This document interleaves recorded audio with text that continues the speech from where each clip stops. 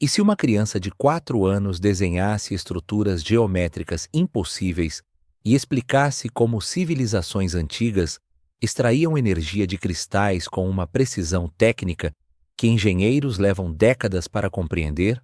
Ele treme ao tocar pedras comuns, sussurrando: "Eles brilhavam diferente, mãe. Faziam a cidade inteira funcionar." Como explicar que um menino que mal aprendeu o alfabeto descreva tecnologias que a ciência moderna ainda não consegue replicar? E mais aterrorizante, de onde vem esse conhecimento que desafia milênios de esquecimento? Era uma tarde de outubro quando tudo começou, em Petrópolis, no Rio de Janeiro. Davi Ferreira brincava no quintal da casa colonial, empilhando pedras que encontrava pelo jardim, construindo algo que sua mãe não conseguia identificar. Renata Cardoso, arquiteta de 34 anos, mulher pragmática acostumada a planta baixas e cálculos estruturais, observava o filho pela janela da cozinha enquanto preparava o jantar. Mas naquela tarde, algo mudou. Davi não empilhava as pedras aleatoriamente como qualquer criança faria. Ele as organizava em padrões hexagonais perfeitos, girando cada uma com cuidado desconcertante, como se testasse algo invisível. Seus olhos castanhos carregavam uma profundidade perturbadora, uma seriedade que não combinava com o rosto redondo de criança. Renata sentiu um arrepio percorrer sua espinha quando o viu parar, olhar para as próprias mãos pequenas e começar a chorar em silêncio.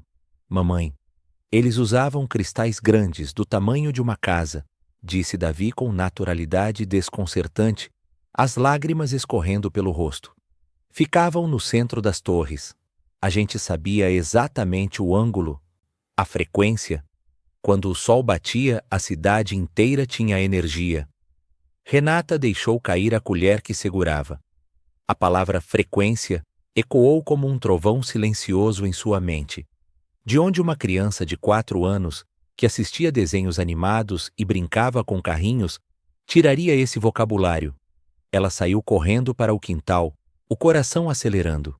"Davi, amor, onde você ouviu isso? Foi na televisão?"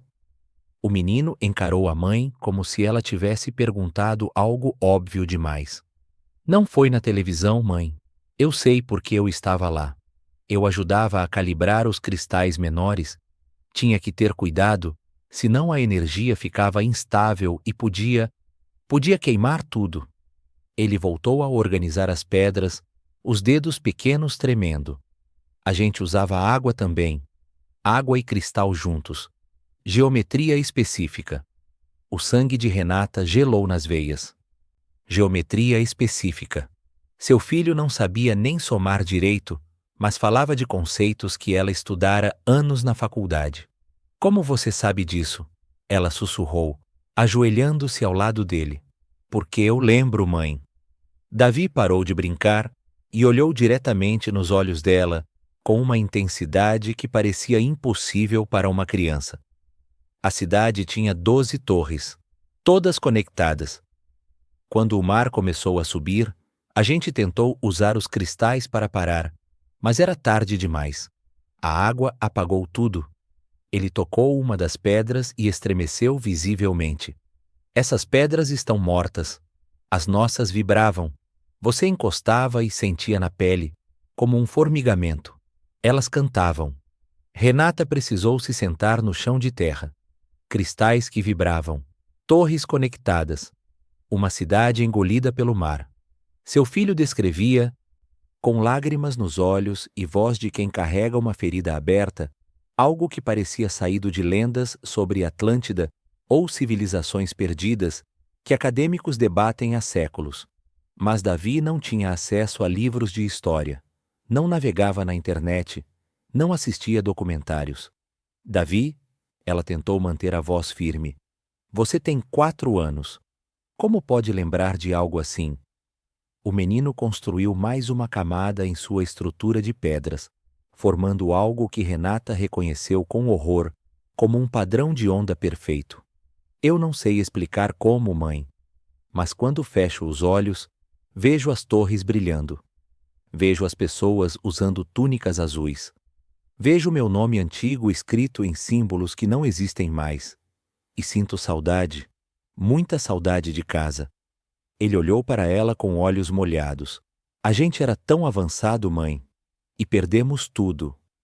Por que perdemos tudo? Naquele momento, Renata compreendeu que a realidade que ela conhecia, feita de concreto, aço e lógica, havia se partido como vidro. Seu filho pequeno carregava memórias de algo que a humanidade moderna nem sequer prova que existiu. E se Davi estivesse certo? E se em suas mãos pequenas estivesse a chave para uma tecnologia perdida há milênios, esperando ser redescoberta? Naquela noite, Renata não conseguiu dormir. Às 3 da madrugada, ouviu passos pequenos no corredor. Davi estava parado na porta do quarto, os olhos abertos, mas distantes, como se visse algo que ela não podia perceber. Mãe, eu preciso desenhar. Agora. Antes que eu esqueça. A urgência na voz do filho era real, quase desesperada.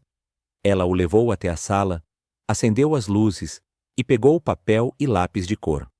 Davi sentou-se no chão frio e começou a desenhar. Suas mãos pequenas se moviam com precisão cirúrgica, traçando linhas, curvas, círculos concêntricos. Em 20 minutos, criou diagramas que pareciam saídos de livros de engenharia avançada.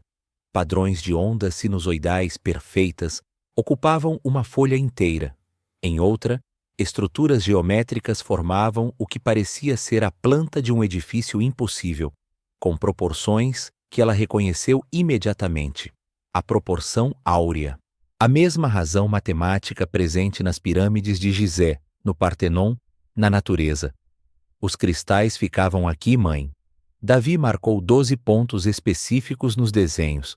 Quando Renata traçou linhas conectando-os, formavam uma rede geométrica exata.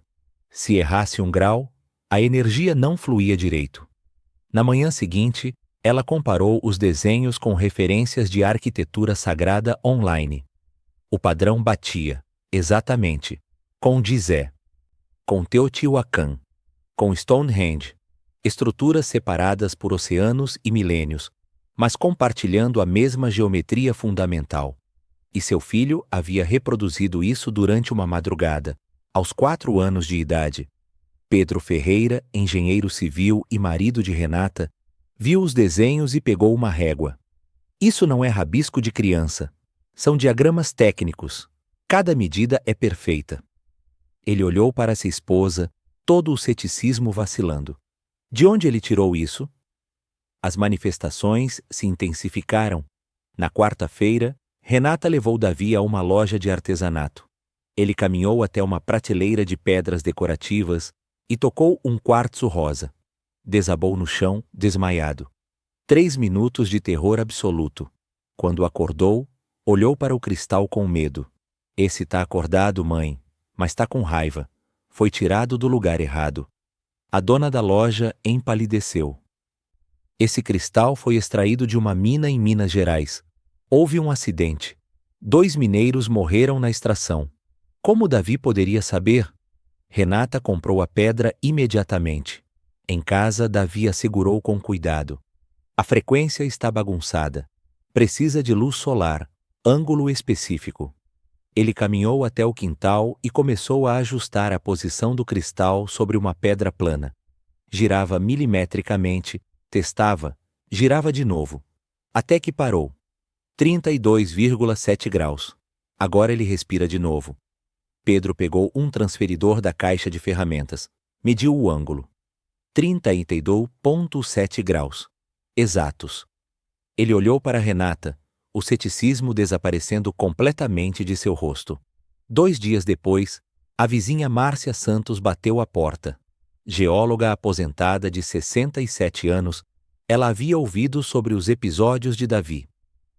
Carregava uma caixa com 23 tipos diferentes de cristais e minerais. Sua coleção pessoal de décadas. Sou cientista. Não acredito em mágica. Mas tenho curiosidade. Deixa eu fazer um teste? Davi desceu as escadas e, ao ver as pedras, seus olhos se iluminaram. Sem que ninguém pedisse, Ele começou a organizá-las em 3 grupos distintos sobre a mesa. Separava com cuidado, às vezes segurando uma pedra por alguns segundos, depois colocando em uma pilha específica. Quando terminou, Márcia observou os grupos e sentiu suas pernas tremerem. Amplificadores, estabilizadores, condutores, ela sussurrou. Ele acabou de classificar esses minerais por suas propriedades piezoelétricas. Levei anos para memorizar isso. Esses são perigosos se ficarem juntos. Davi apontou para um quartzo transparente e uma turmalina negra. Eles brigam. A energia fica confusa e pode queimar. Márcia confirmou com um aceno lento. A combinação de quartzo e turmalina negra podia gerar sobrecarga elétrica em sistemas sensíveis. Informação que ela ensinava em cursos universitários. Informação que uma criança de 4 anos não deveria conhecer. Naquela noite, Davi desenhou um mapa. 12 pontos conectados por linhas retas. As torres ficavam aqui, todas na mesma distância do centro. Renata digitalizou o desenho. Quando sobrepuseram o mapa numa esfera, os pontos formavam um dodecaedro perfeito, e as coordenadas coincidiam com anomalias magnéticas conhecidas. Triângulo das Bermudas, Mar do Diabo no Japão, Polo Norte, e uma área no Mediterrâneo que pesquisadores especulavam ser a localização de Atlântida. O centro estava no meio do oceano. Davi tocou o ponto central, a Torre Maior. Ela controlava todas as outras. Quando ela caiu, as outras ficaram loucas. Foi o começo do fim. Márcia olhou para Renata e Pedro com fascinação e terror. Vocês precisam encontrar alguém qualificado para avaliar isso. Eu conheço alguém. Dr. Alessandro Martins, arqueólogo da UFRJ, estudou pirâmides e tecnologias esquecidas por 30 anos. Se alguém pode avaliar isso seriamente, é ele. Renata enviou um e-mail naquela mesma noite. Anexou vídeos, fotos dos desenhos, transcrições das falas de Davi. Esperava uma resposta educada de recusa. A resposta chegou 4 horas depois, às 3 da madrugada. Preciso conhecer essa criança, urgentemente. Posso estar aí amanhã? Dr. Alessandro Martins chegou no sábado pela manhã. 58 anos, cabelos grisalhos, óculos de armação fina. 30 anos estudando megalitos, pirâmides. Tecnologias antigas. Carregava uma pasta de couro gasta pelo tempo e uma expressão de ceticismo profissional cuidadosamente cultivado. Já vi muitos casos. 99% tem explicação racional, disse ele, apertando a mão de Renata na porta. Davi apareceu no topo da escada, ainda de pijama. Olhou para Alessandro e inclinou levemente a cabeça. O senhor estuda as pedras velhas, mas não sabe como elas funcionavam de verdade. Alessandro sentiu um arrepio. A criança não falou com arrogância. Falou com tristeza, como quem lamenta um conhecimento perdido. Na sala, Alessandro abriu sua pasta e espalhou fotografias sobre a mesa. Ruínas megalíticas de todo o mundo. Baalbek, Pumapunku, Göbekli Tepe. Davi, você reconhece alguma dessas construções? O menino estudou cada foto com atenção quase dolorosa. Essa era posto de amplificação, tocou Baalbek. Essa era portal menor, apontou Pumapunku. Essa era só memorial. Foi construída depois quando a gente já tinha perdido o conhecimento de verdade. Alessandro se inclinou para a frente. Portal? O que você quer dizer com portal? Quando a gente alinhava 3 torres em sequência específica, dava para mover coisas pesadas. Pedras grandes, sem tocar. Davi pegou um lápis e começou a desenhar. Assim, 3 cristais mestres aqui, 9 secundários ao redor. Frequência de 432 Hz. A vibração criava campo que anulava peso. Alessandro escrevia freneticamente, as mãos tremendo. 432 Hz. A frequência considerada sagrada por pitagóricos, presente em instrumentos antigos, chamada por alguns de frequência do universo. Como uma criança de 4 anos conhecia isso? Davi, como vocês moviam blocos de 1000 toneladas? Não moviam. Desmaterializavam por segundos. Antigravidade não é ciência difícil quando você entende frequência. E como cortavam pedras com precisão submilimétrica? Raio de cristal focado, como laser, mas usando som e luz juntos. O corte ficava quente, depois frio, rápido. Alessandro cruzou as respostas com suas anotações. 12 de 15 respostas batiam com hipóteses acadêmicas de ponta. Teorias que apenas círculos muito restritos de pesquisadores discutiam. Teorias que certamente não chegavam a programas infantis de televisão. Ele mostrou então 30 símbolos de culturas antigas: egípcia, suméria, maia, hindu. Você reconhece algum desses? Davi apontou para 8. Esses são nossos, mas estão errados. Ficaram simplificados. Ele pegou o lápis e começou a corrigir os símbolos no papel. Esse aqui não é só decoração. É fórmula matemática. Olha, φ, π, constante de Planck. Alessandro calculou rapidamente. Os símbolos corrigidos formavam sequência Fibonacci perfeita. Linguagem matemática universal codificada em iconografia antiga. Ele olhou para Renata, depois para Pedro, depois de volta para Davi. Sua formação acadêmica inteira estava sendo desafiada por uma criança em pijama de dinossauros. Preciso fazer mais testes, testes controlados. Ele retornou no dia seguinte com o equipamento. Trouxe um quartzo de laboratório, vibração controlada por gerador de frequência. Colocou o cristal sobre a mesa sem dizer nada. Davi se aproximou e tocou a pedra com cuidado. Esse cristal tá cantando, mas ninguém tá escutando direito. Ele tá em 528 Hz, frequência de cura, mas tá solitário. Precisa de um par. Alessandro verificou o frequencímetro discretamente. 528 Hz, exatos. Impossível. Criança não tinha como saber isso sem instrumento. Davi, Alessandro escolheu as palavras com cuidado. Você consegue lembrar seu nome de antes? Silêncio longo. O menino fechou os olhos. Lágrimas começaram a escorrer. Aken. Não. Nat. Nat-Ar. Eu era Nat-Ar, calibrador da 4ª torre.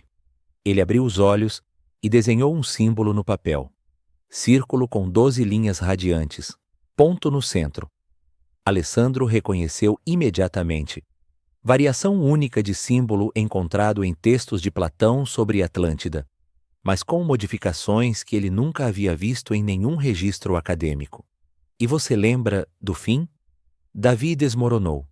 Chorou como criança chorando, mas com dor de adulto que perdeu tudo. A água.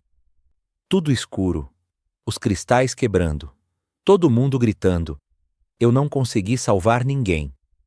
Alessandro precisou sair da sala. Encostou na parede do corredor, respirando fundo. Em 30 anos de carreira, nunca havia presenciado algo assim. Voltou e pegou o celular. Preciso trazer mais alguém. Doutora Helena Kuznetsova, física quântica. Especialista em propriedades piezoelétricas. Ela precisa ver isso. Helena chegou 3 dias depois. Russa radicada no Brasil, 45 anos, cética absoluta. Deixem eu fazer minhas próprias perguntas, disse ela, mal cumprimentando a família. Davi a encarou quando ela entrou. A senhora estuda como cristais armazenam informação, mas não acredita que eles têm memória. Helena sentiu o chão se mover sob seus pés. Sua tese de doutorado havia sido exatamente sobre armazenamento de informação em estruturas cristalinas. Como ele sabia? Ela instalou equipamento de medição de campo eletromagnético, sensores, cabos, medidores digitais. Davi, toque diferentes cristais dessa coleção, por favor. O menino obedeceu. Com cada toque, os medidores disparavam. Campo eletromagnético subia de 0,5 para 3,2 Gauss em segundos. Variações de 0,3 a 0,7 Gauss a cada cristal diferente. Isso é impossível. Campo humano não tem essa intensidade. Não é meu campo. Davi explicou com paciência. É memória do cristal acordando, ele reconhece quem sabe usar. Helena repetiu o teste 8 vezes. Resultados consistentes. Ela olhou para Alessandro, todo o ceticismo evaporando. Ou ele tem alguma propriedade eletromagnética única, ou ele está dizendo a verdade. Alessandro completou. Naquela noite, os dois cientistas conversaram por horas com Renata e Pedro. Precisavam de prova física definitiva. Algo que não deixasse margem para dúvida. Tenho um contato, Helena disse finalmente. Coleção particular no Museu Nacional. Antes do incêndio de 2018, havia um cristal de origem desconhecida. Algumas peças foram salvas. Encontrado em expedição submarina no Atlântico, 1974. Nunca conseguimos explicar sua estrutura interna. Precisamos levar Davi até ele, Alessandro concordou.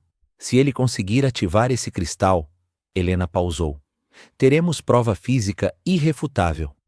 A viagem foi marcada para a semana seguinte. Museu Nacional, UFRJ, Rio de Janeiro. Alessandro fez contato com o Dr. Roberto Andrade, curador-chefe que havia salvado pessoalmente a coleção de mineralogia durante o incêndio. Davi ouviu tudo em silêncio.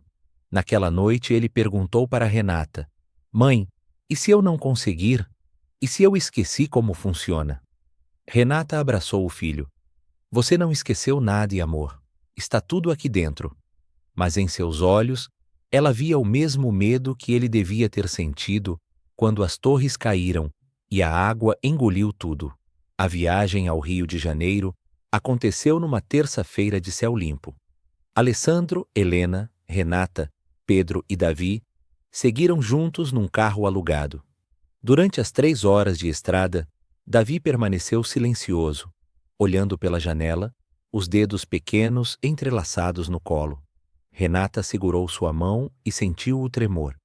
E se eu não conseguir, mãe? E se eu esqueci? Você não esqueceu, amor. Nunca esqueceu. Chegaram à Quinta da Boa Vista ao meio-dia.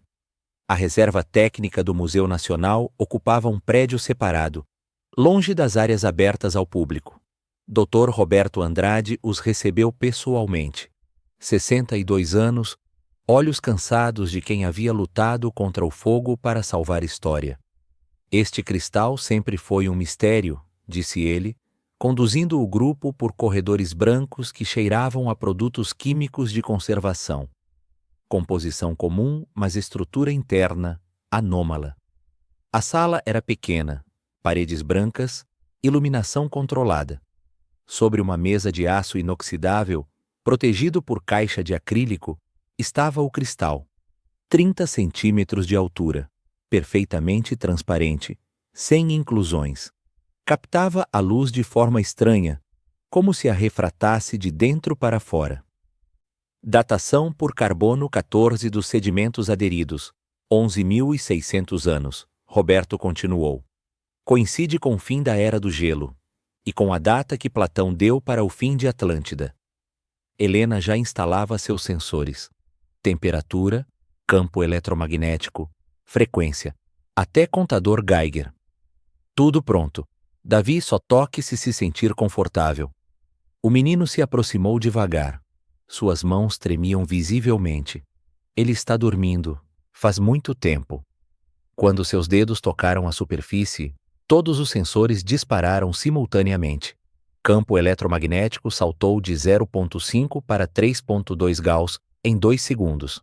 Temperatura do cristal caiu 4 graus Celsius instantaneamente. O frequencímetro registrou 432 Hz. Isso é impossível, Helena sussurrou, olhos fixos nos medidores. Cristal não deveria emitir frequência sem fonte externa. Davi segurou o cristal com ambas as mãos. Fechou os olhos. Lágrimas escorreram. Eu sinto eles. Todos. As vozes. E então aconteceu. O cristal começou a emitir luz. Não reflexo. Bioluminescência interna, fraca mas visível. Azul pálido pulsando como coração. Natiar. Davi sussurrou nomes em idioma que ninguém reconheceu. 17 nomes. Roberto gravava tudo. Era minha equipe, os calibradores. A gente tentou salvar os cristais principais quando a água veio. A luz pulsava sincronizada com o batimento cardíaco de Davi. Alessandro verificou.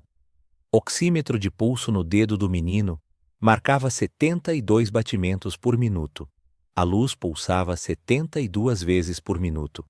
Ressonância simpática perfeita, Helena murmurou. Biologicamente impossível. Davi continuou segurando o cristal, olhos fechados. Eles deixaram mensagem. Para quando alguém voltasse. Ele começou a desenhar no ar com o dedo livre. Roberto posicionou o papel embaixo. Davi desenhou sem olhar. 12 símbolos complexos, depois sequência numérica. Coordenadas? Helena analisou. É mapa das 12 torres. Alessandro reconheceu os símbolos e as proporções exatas entre elas. Esse número, 1618, Φ, proporção áurea. Eles sabiam que ia acabar. Davi abriu os olhos, ainda chorando. A torre central rachou 3 dias antes. A gente tentou consertar, mas o cristal mestre já tinha morrido. Por isso guardaram conhecimento nos cristais menores. Espalharam pelo mundo. Para quando a humanidade estivesse pronta de novo, pudesse encontrar. Ele soltou o cristal suavemente. A luz permaneceu 3 segundos. Depois se apagou gradualmente. Sala em silêncio absoluto. Sensores voltavam ao normal, mas o frequencímetro ainda registrava 432 Hz, residual por 40 segundos. Helena removeu os óculos, mãos tremendo. 30 anos de física. E acabei de ver consciência interagir com matéria cristalina. Alessandro abraçou Davi. Platão estava certo, e você é prova viva. Roberto segurava a câmera. Precisamos documentar tudo. Publicar. O mundo precisa saber. Renata abraçou o filho que chorava exausto. Você está bem, amor? Estou bem, mãe. Sós triste. Eles eram meus amigos. E estão todos mortos há muito tempo. Pedro ajoelhou, olhos mareados. Você é incrível, Davi. E vamos te ajudar a honrar essas memórias. 6 meses depois, paper científico foi publicado em Periódico de Arqueologia Quântica. Título: Memória Transpessoal e Ressonância Cristalina. Caso Davi Ferreira. Comunidade científica dividiu-se. 40% fascinada, 60% cética. Mas algo mudou. Mais 8 crianças pelo mundo reportaram memórias similares após a publicação. Davi continuava em terapia com Alessandro, desenhando estruturas. A família criou protocolo. Ele decidia quando queria trabalhar com memórias. Não é um show, é minha vida. Foram pessoas de verdade. Hoje Davi tem 5 anos. No quintal de Petrópolis, organiza cristais novos que Helena traz para estudo. Os desenhos estão mais detalhados, as memórias mais claras. Cientistas de 3 continentes pedem para estudar o caso. E se Davi não for caso único? E se existem outras crianças pelo mundo carregando memórias de civilizações perdidas, esperando que alguém as leve a sério? O que mais a humanidade esqueceu e está prestes a relembrar através daqueles pequenos o suficiente para ainda não terem aprendido a duvidar do impossível? Numa tarde dourada, Davi posiciona cristal sob sol. Ângulo exato de 32,7 graus. Luz atravessa formando arco-íris na parede. Ele sorri, finalmente em paz com suas 2 vidas. E o cristal, antigo guardião de segredos milenares, brilha uma última vez antes de adormecer novamente.